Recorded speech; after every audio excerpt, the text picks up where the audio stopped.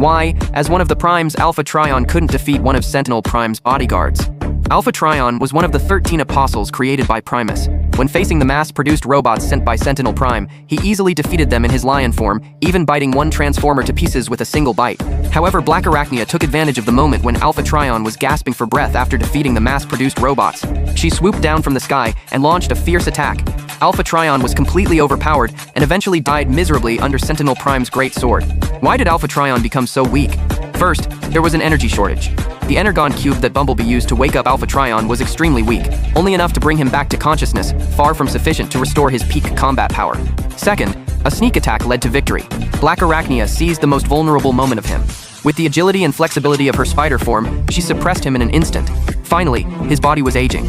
Due to the long-term lack of energy supply, Alpha Trion's parts were severely aged. His combat power was only a quarter of his peak. Coupled with the consumption in the previous encounter, he was almost holding on by his remaining will. Therefore, even though Alpha Trion was once a Prime, it was reasonable that he couldn't defeat Black Arachnia.